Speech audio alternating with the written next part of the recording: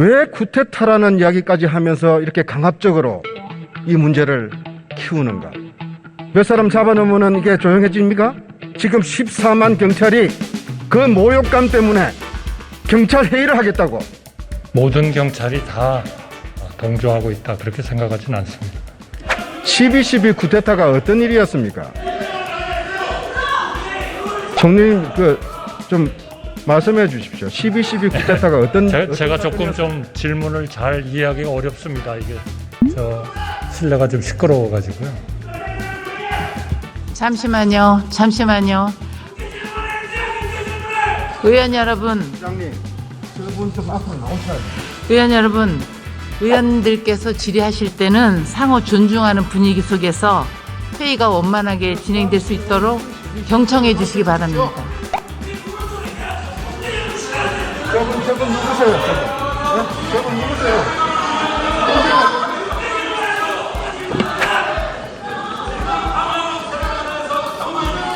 자, 의원 여러분, 지금 대정부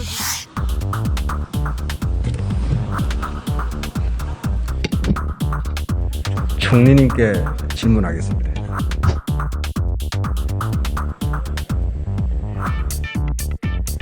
우리 경제가 어려움이 점점 가중이 되고 있죠. 네, 그렇습니다. 그런데요, 제가 궁금한 게 하나 있습니다. 경찰국 설치가 그렇게 지금 시급하고 긴급하고 중대한 국정과제입니까? 의원님 너무 잘 아시고 계십니다만, 경찰의 업무를 과거에는 청와대 민정수석이 관장을 했습니다. 그런데 이번에 청와대 민정수석이 폐지가 됐고, 그러면 그 업무를 좀 지원할 수 있는, 예를 들면 검찰청의 업무를 지원하기 위한 법무부의 검찰국 같은 그러한 조직이 하나 있어야 된다는 것은 되게 많은 국민들도 그 필요성을 필요하다고 생각하는 그런 부분인 것 같습니다. 그런데 우리 국민들은요, 기름값이 오르고 금리도 오르고 장바구니 물가도 오르고 못 살겠다고 그러는데, 좀 제발 정부와 국회가 경제에 좀 집중해 달라고 하는 거 아닙니까? 근데 뉴스 한번 보십시오. 내내 경찰국 설치, 이 이야기입니다. 지금 우리 경찰 때문에 경찰국이 없어서 우리 경제 관리 잘 안 되고 있습니까? 아니잖아요. 경제에 대한 집중은 또 우리 경제부처의 강요들과 또 관련되는 분들이 또 열심히 하고 있고요. 또 행정안전부로서는 경찰을 관리하고 지원하는 차원에서 또 필요한 조직을 만들어야 되지 않나, 그렇게 생각합니다. 어제 이상민 행안장관께서 상당히 저는 실언했다고 봅니다. 이 경찰국 설치에 대한 경찰의 집단 반발이 12.12 쿠데타다에 준하는 상황이다. 총리께서 이 문제에 대해서 어떻게 생각하시냐? 근데 할 수 있는 표현이라고 말씀을 하신 것 같은데 맞습니까? 그거는 정말 중요한 일입니다. 왜냐? 그러니까 할 수 있는 표현이 있냐고요. 지금 우리 경찰이 국가 반란이나 이 무슨 정권 찬탈을 시도하고 있습니까? 그러한 그 하나의 중요한 과제로서 봤을 때, 소위 그 경찰청장 대행이죠. 그 차장의 그 회의를 해산해라, 그리고 하지 말라 하는 그런 명령을 위반했다 하는 것은 정말 상명하복의 그러한 그 조직인 경찰로서는 정말 굉장히 잘못된 일이다, 저는 그렇게 생각합니다. 행정안전부 장관은 행정안전부 장관은 그러한 절실성을 좀 표현하는 그러한 것으로서 그런 용어를 사용하지 않았나, 그렇게 생각합니다. 아니요, 제가 좀 다시 한번 여쭙겠습니다. 국민의 안전을 책임지고 있는 일선 공무원들입니다. 그 경찰에다 대고 집권 여당이 대통령이 총리께서 같이 맞장구 치면서 구도대 세력이라 하면 되겠습니까? 예? 그건 모든 경찰이 철회하십시오. 그 말씀은. 예? 좀 표현이 가했다 이러면 되는 거 아닙니까? 예? 모든 경찰이 다 그렇다는 게 절대로 아니지 않습니까? 저는요, 총리님이 자꾸 이렇게 총리님까지 이러시는 거 보면서 제가 길을 좀 의심했어요.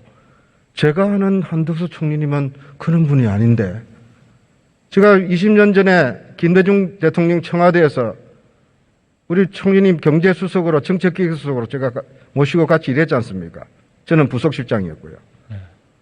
김대중 대통령께서 유능하고 합리적인 분이라고 굉장히 높이 평가한 것으로 제가 알고 있는데 총리께서는 국정 안정을 위해서나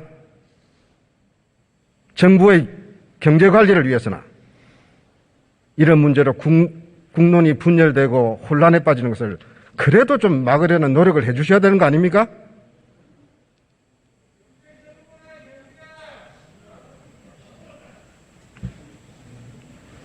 제가 몇 가지 묻겠습니다. 저는 왜 이런 질문을 하냐면요. 우리 윤석열 정부의 위기의식이나 국정 운영에 대한 기본적인 철학이 좀 걱정스러운 대목이 있어서 그렇습니다. 왜 쿠데타라는 이야기까지 하면서 이렇게 강압적으로 이 문제를 키우는가? 몇 사람 잡아놓으면 이게 조용해집니까?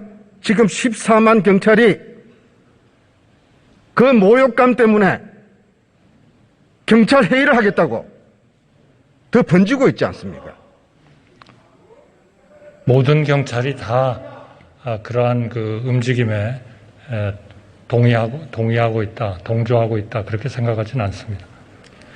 12.12 쿠데타라는 게 1979년 일이니까 한번 여쭤보겠습니다. 12.12 쿠데타가 어떤 일이었습니까?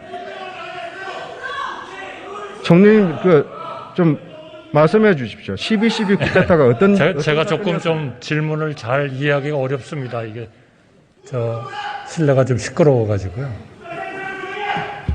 잠시만요. 의원 여러분. 부장님, 저분 좀 앞으로 나오셔야죠. 의원 여러분, 의원들께서 질의하실 때는 상호 존중하는 분위기 속에서 회의가 원만하게 진행될 수 있도록 경청해 주시기 바랍니다. 저분 누구세요? 저분 누구세요?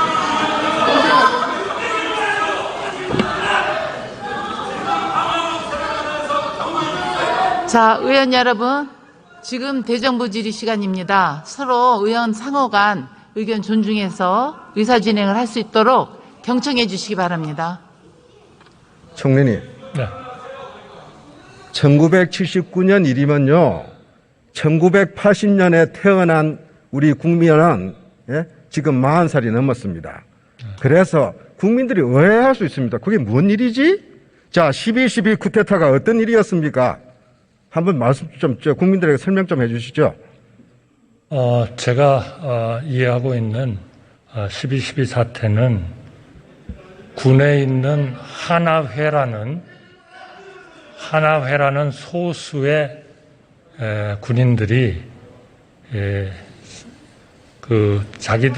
본인들 사이에서의 하나의 그런 상당히 긴밀한 관계를 유지를 하면서 결국 군인으로서는 하지 말아야 되는 그런 걸 정확히 뭐라고 표현해야 될지 모르겠습니다만은 위수 지역을 이탈해서 군인과 경찰에게만 우리나라에서는 주어져 있는 하나의 공권력, 무기 사용 권한 이런 것들을 그 국민들이 그 권한을 부여를 했음에도 불구하고 본인들의 어떤 해야 하는 이익을 위해서 일종의 결집을 해서 당연히 군인으로서는 하지 말아야 되는 그러한 군대 하지 말아야 되는 것에 모이고 그걸 통해서 국가의 어떤 기본 질서를 하나의 문란시킨 그러한 사안이다. 저는 그렇게 생각합니다. 그 12.12 쿠데타의 주동자가 누구였습니까? 글쎄요, 저희가 뭐 사후적으로 알았습니다마는 뭐 전두환 대통령이었다는 그런 얘기를 하고 우리가 그렇게 듣고 있는 거죠. 그래서 전두환 정권이 탱크로 전방에 있는 부대까지 빼가지고 군권을 장악하고 권력을 찬탈한 사건 아닙니까? 그게 12.12 쿠데타죠? 그렇죠. 네. 지금 우리 경찰이 무장을 해서 용산을 쳐들어왔습니까? 탱크를 몰고 왔습니까? 장갑차를 몰고 왔습니까? 도대체 왜 이러시는 겁니까? 난 그게 궁금해서 왜 1구의 장관이라는 사람이 경찰을 보고 쿠데타 세력이라고 이런 이야기를 함부로 할 수 있는 이런 대한민국이 됐습니까? 그게 왜 총리님께서는 그 말은 좀 과했다. 그거는 국정에도 도움되지 않는다. 왜 이야기 안 하시는 겁니까? 저는 그게 의아해서 여쭙는 겁니다. 쿠데타 세력이라고는 얘기 안 했을 겁니다. 제가 지금 다 기억은 못합니다만 그러한 그 소위 상사의 명령에 불복을 하고 모이는 그러한 상황은 그러한 공권력을 우리 국민이 허용을 한 그런 분들이 해야 할 일은 아니고 그런 것들이 마치 12.12 때 그런 소수의 군인들이 본인들의 어떤 그런 평소에 이런 거를 통해서 형성된 그러한 그 관계에서 그렇게 모이고 결국 궁극적으로 국가에 해를 끼쳤다. 저는 뭐 그렇게 이해하고 싶습니다. 우리 경찰이 쿠데타를 하기 위해서 모였다. 그거는 아니지 않나. 예, 그렇죠. 그죠? 표현이 과한 거 맞죠? 그런 점에서는 좀 과했다고. 부적절했죠? 저는 행정안전부 장관의 그런 절실한 그러한 하나의 절실하다고. 그러한 사태 절실하다고 14만 경찰한테 모욕을 주는 발언을 장관이 하면 되겠습니까? 글쎄요. 그런 절실한 그러한 상황을 표현을 한 것. 자, 적절했습니까? 부적절했습니까? 저는 좀 표현이 과하기는 했지만 그 사안의 절실성과 중대성을 비해서는 저는 행정안전부 장관이 얘기할 수 있다. 그렇게 생각합니다.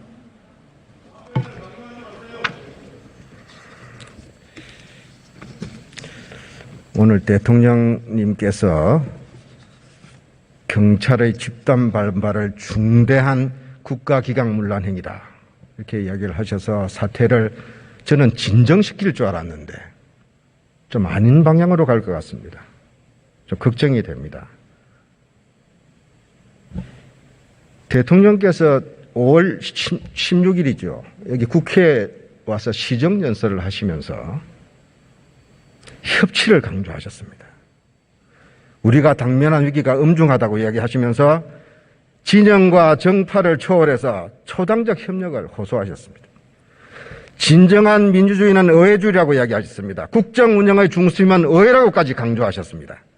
그래서 국정 주요 사안에 대해서 의회와 국회의원들과 긴밀히 논의하겠다까지 이야기하셨습니다. 참 좋은 말씀하셨고 기대를 했습니다. 그런데 그런 협치를 하겠다는 대통령께서 야당이 반대하고 국민 여론도 대다수 지지하지 않고 당사자인 경찰들은 모욕감 속에서 반발을 하고 있는 이런데 기름을 끼우는 것이 협치 정신이십니까? 총리님께서는 어떻게 생각하십니까? 저는 그 문제에 대해서 국민들이 다 반대하고 있다. 저는 그렇게 생각하지는 않습니다. 자, 다시 한번 묻습니다. 윤석열 정부는 경찰국 설치가 경제위기 극복을 위해서 우리 국민들의 민생 고통을 덜어주기 위한 협치에 걸림돌이 될지도 모르는 이런 풍파를 스스로 만들어 가시는 그런 것이 과연 국정안정에 도움이 되고 대통령께 도움이 되고 국민한테 도움이 되고 협치에 도움이 된다고 생각하십니까? 저는 지금 의원님의 걱정은 제가 이해를 합니다만 그러한 그 경찰 행정을 제대로 하기 위한 경찰국의 그러한 설치와 이 경제 문제에 대한 대응은 그렇게 둘 중에 하나이면 안 된다 하는 것은 아니다. 저는 그렇게 생각합니다. 총리님, 총리님 입장도 여러 가지 이해가 갑니다. 근데 적어도 저는 그렇게 생각합니다. 제가 아는 한덕수 총리님은 저는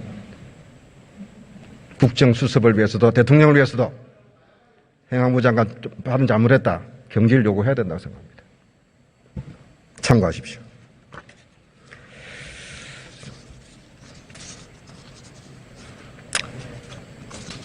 지금 윤석열 대통령께 이 자리에 안 계시기 때문에 총리님께 꼭 좀 전해달라 부탁드립니다. 저는 지난 대선 때 목포를 방문해서 신안 하이드의 김대중 생가 앞에서 윤석열 당시 대통령 후보가 김대중 위대한 정신을 계승하겠다. 국민 통합에 앞장서겠다. 그렇게 말씀하신 것을 지금도 생생히 기억하고 있습니다.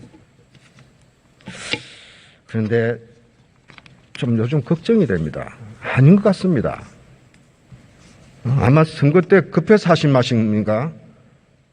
저는 윤석열 대통령께서 김대중 대통령을 존경하고 노무현 대통령을 사랑한다고 이야기했다면 김대중 공부를 좀 다시 했으면 합니다. 좀 말씀 좀 드려주십시오. 김대중 정신은 화해 포용의 정신이었습니다. 경제에 집중했습니다. 외환위기 때 아시지 않습니까? 국민의 구조조정, 해고, 그 경제적 어려움 속에서 국민에게 호소하고 설득했습니다. 그래서 국민들은 금모으기로 화답했습니다. 그래서 40억 달러밖에 안 되는 거의 바닥이 난 국가재정, 외환보유고를 퇴임할 때 1200억 불로 채워놓고 떠나셨습니다. 알고 계시죠? 그때 네, 잘 알고 있습니다. 그런 우리 경제적 어려움 속에서도 초고속 통신망 깔아서 오늘의 모바일 혁명, 대한민국의 IT 혁명 기초를 다졌습니다. 문화산업 육성해서 한류를 일으켰습니다. 사회안전망 설치해서 기초생활보호법을 만들고 4대 보험 설치하지 않았습니까? 우리 총리님께서 대통령을 수석으로 그때 함께 일하시지 않았습니까? 제가 하나만 더 추가하고 싶습니다.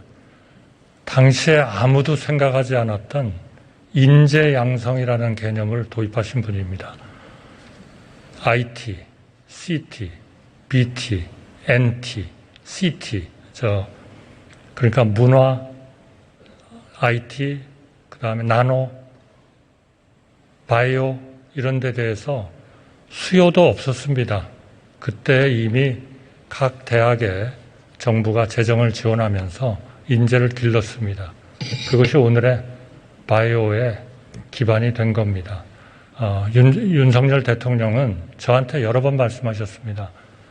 지도자의 어떤 그 당장의 인기에 영합하지 않는 장기적인 하나의 통찰력, 이것을 김대중 대통령님한테 배우고 싶다 하는 말씀을 여러 번 하셨어요.